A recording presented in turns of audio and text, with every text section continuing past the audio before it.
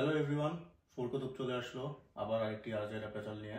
Champions trophy চলতেছে, Bangladesh versus India. আর কিছু বলতে ইচ্ছাও করতেছে না আমার, আর মেজাজ মধ্যে খুবই খারাপ। ব্রো, আজকে আমাকে দিয়ে বেশি কথা বলেন না, কি বলবেন বলেন আপনারা। আমার ভাই কিছু বলতে ইচ্ছা করতেছে, আপনি বলেন।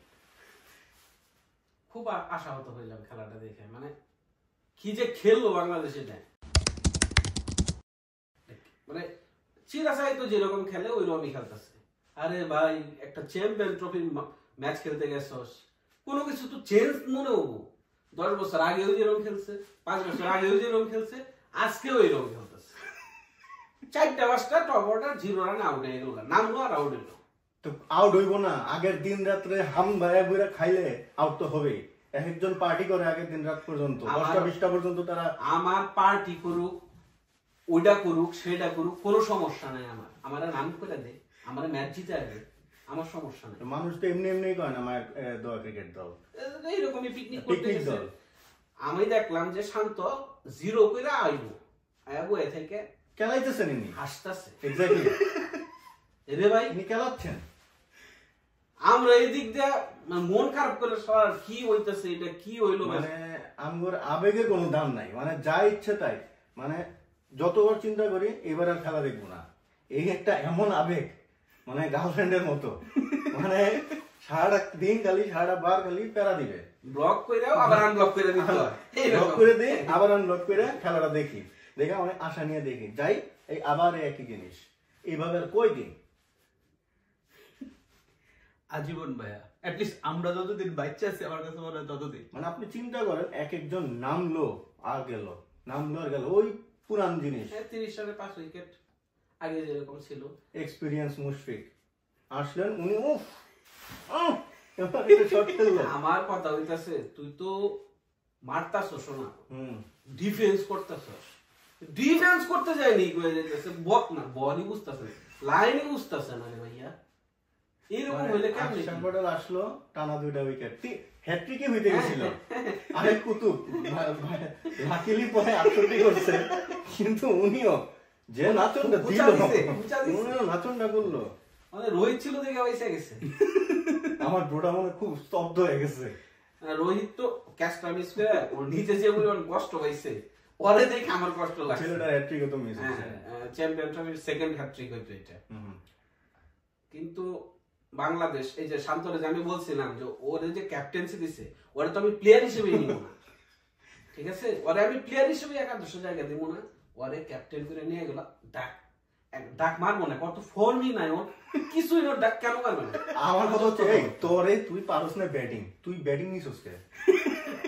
তুই আবার ইন্ডিয়ার সাথে ব্যাটিং নিছস কে? 320 করবি তুই? এই তোর যোগ্যতা আছে 320 করার?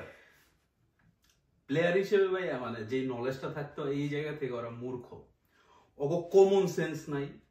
ওগো মনে করেন মানুষের ইমোশন নিয়ে যে খেলতেছে, একটু যে মনে করেন ভিতর দিয়ে খারাপ লাগা আছে না, মানে বিন্দু পরিমাণও নাই। মানে ওদেরকে আসলে মনে হয় কি, ওদেরকে ড্রেনে রাখলে ওরা ভালো থাকবো, ঠিক আছে? ওদেরকে 5 স্টার হোটেলে রাখলে ওরা 5 স্টারে রাখা আমাদের ড্রেনে ফেলাইবো ওরা। ভাই এত মূর্খ ক্রিকেটে, ঠিক আছে? ওরা শিক্ষিত হইতে পারে কিন্তু ক্রিকেটের ব্যাপারে নলেজ একদম নাই বললেই চলে ভাইয়া। মানে বাঙ্গির চেয়ে বাঙ্গির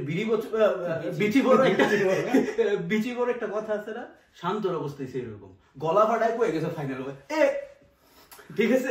এইভাবে ফাইনাল খেলবি তুই? প্রথম বলে আউটে ফাইনাল খেলবি, দ্বিতীয় বলে আউটে ফাইনাল খেলবি, ফকির দি, ঠিক আছে? এটা কেমন কথা ভাইয়া, ঠিক আছে?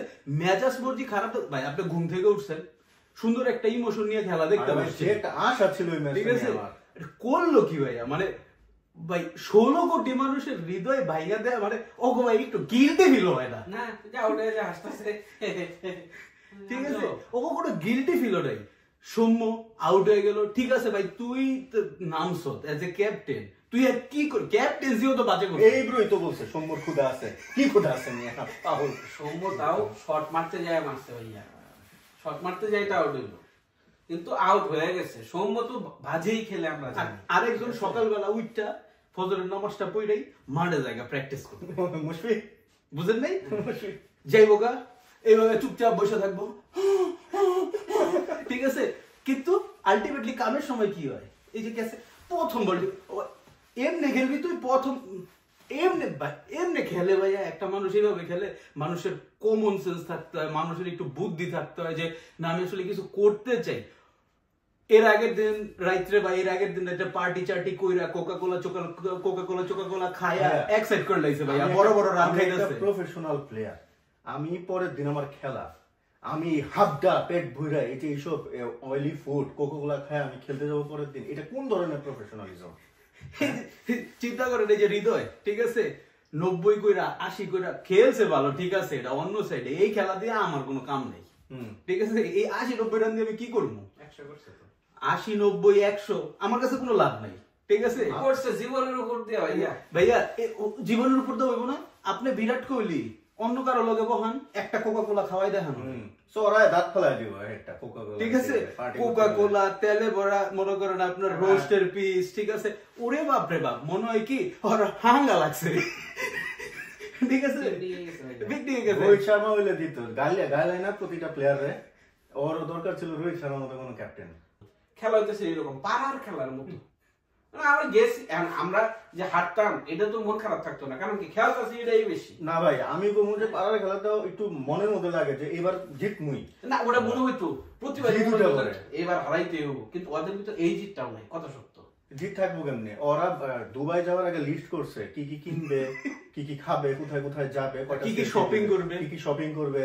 এই নি আপা, ওই খালা, এই ফুফা বলে দিছে আব্বা আমার জন্য, বাবা আমাদের জন্য নিয়ে এসো, ডাব সাবান নিয়ে এসো, তারপরে যে নারকেল চকলেট আছে এগুলো নিয়ে এসো। কিন্তু খেলতে তো তারা যায় না, তারা যায় শপিং করতে। এটা তো দেখতেই পেলে আমরা সোশ্যাল মিডিয়াতে কি করে তারা।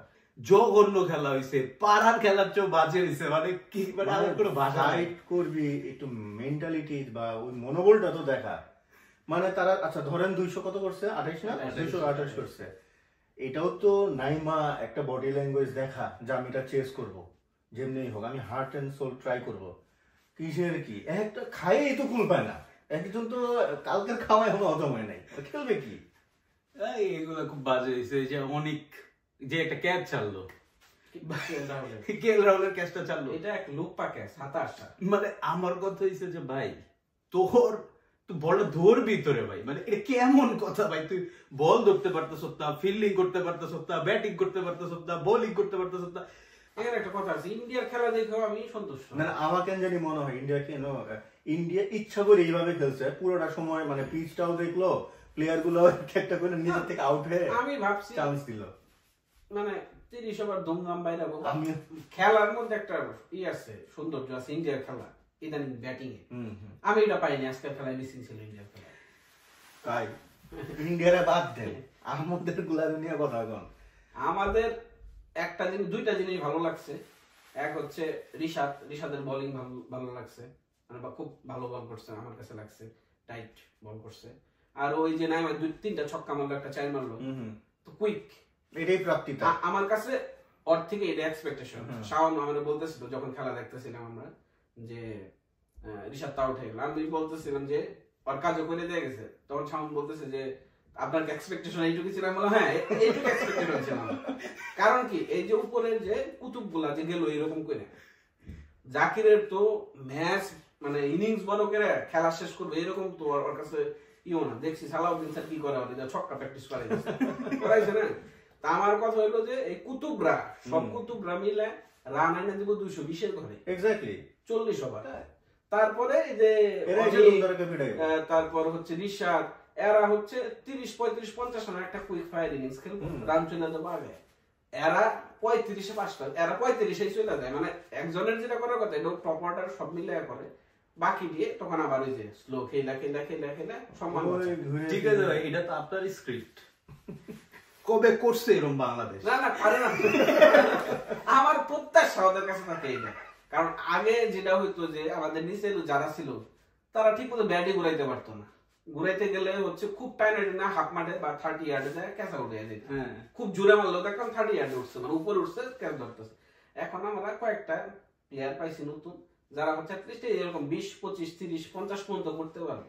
তাহলে উপরের গুলা ভালো খেলা দরকার নেই একটু। তবে আমি আপনার কথাই বলি ভাইয়া, এরকম হতাশার থেকে ডিপার্টমেন্টটা চলে বন্ধ করে দিই। এই ভাই বলছিল তো, এটা তো আমি সেই মোটামুটি বছর খানেক আগে বলছিলাম এই ডিপার্টমেন্টটাই বন্ধ করে দেয়। এই বাংলাদেশের দরকার নাই আমাদের ভাই, আমার টাকা পয়সা নষ্ট হইতেছে। ফুটবল আছে আমাদের, ফুটবলে টাকা খরচ করা হয়। হ্যাঁ, ফুটবলে টাকা করে মানে এদের দিয়ে হবে না ভাই। দেখেন ভাইয়া, শেখ হাসিনা চলে গেছে, খালেদা জিয়াও চলে গেছে, ইউনূস স্যার আইছে, ইউনূস স্যার আইছে, সবকিছু ঠিক আছে না, শুধু একটা জায়গায় চেঞ্জ হয়, এটা হচ্ছে বাংলাদেশ ক্রিকেট। যে খেলা হয়েছে এর দিয়ে কি পরের দিনে জিতবে? ফাউল, আপনি ফাউল ফাউল কথা বলেন। বাংলাদেশ 4 নম্বরে দেখা গ্রুপ পর্ব শেষ করবে। পাকিস্তান তো আবার আরো বাজে খেলে মাঝে মধ্যে, তো ওদের সাথে চরম একটা ফাইট দিব। ওগুলোকে ফাইট হইব, কে বাজে খেলবে, দুইটা বাজে খেললে পাকিস্তান জিততে দেব, মানে দুইটাই বাজে খেলবো। দুইটাই বাজে খেলে কে কত আগে ছিল না, ওই যে যেমন খুশি তেমন সাজো, এখানে হবে। আচ্ছা ভাই, আমার একটা প্রশ্ন আছে আপনার কাছে, ওকে লজ্জা লাগে না? আমার তো মনে হয় না। গিল্টি ফিল বাদ দেন আপনি, ওকে লজ্জা লাগে না যে আমার আসলে লজ্জা ফিল করা উচিত যে আমি পারতাছি না? যেমন শান্ত, আমি যদি শান্তর জায়গায় থাকতাম, খোদার কসম কইতাছি ভাইয়া, আমি যদি ওর জায়গায় থাকতাম, আমি সব ধরনের ফরম্যাট থেকে অবসর। কি করার, এখন যত কিছুই হোক বাংলাদেশ তো আমরা ধারণ করি মনের মধ্যে, আমরা সবসময় আশা করি যে বাংলাদেশ ভালো খেলুক, মানে জিতুক। এখন এটাই দোয়া করি যে পরে দুটা ম্যাচ অন্তত এইখান থেকে যদি ওভারকাম করি, একটু ভালো খেলে। আজকে তাহলে হতাশা দিয়ে শেষ করি। হতাশা ছাড়া তো কিছু নাই। কি কইবেন আপনি? বাঙালির জন্ম নিছি হতাশ হইতে। তো যাই হোক দর্শক, আমরা আজকে এখানেই শেষ করতেছি হতাশা নিয়ে। কি করার আর, কিচ্ছু বলার নেই। আপনাদের কেমন লাগলো আপনারাও জানান, আমাদেরকে কমেন্টে জানান। আর ওই আপনারা যদি কমেন্টে জানান যে কেমন লাগছে বাংলাদেশের খেলা, আমরা একটু রিলেট করতে পারবো অ্যাট লিস্ট, যে না আমরাই শুধু এরকম ফিল করিনি, আমাদের সাথে আরো অনেক আপনারাও আছেন। ওইটাই। তো শেষ করতেছি ওই বরাবরের মতো, প্লিজ দয়া করে একটু সাবস্ক্রাইব করে দিবেন, লাইক বাটন, শেয়ার, আর কি কি ছিল কিছুই লাগবো না ভাই, আমি খুব হতাশ। আপনারা আমাদের জন্য দোয়া করেন, বাংলাদেশ টিমটার জন্য দোয়া করবেন। আজকে সাবস্ক্রাইব চাবই না। আল্লাহ হাফেজ। আল্লাহ হাফেজ।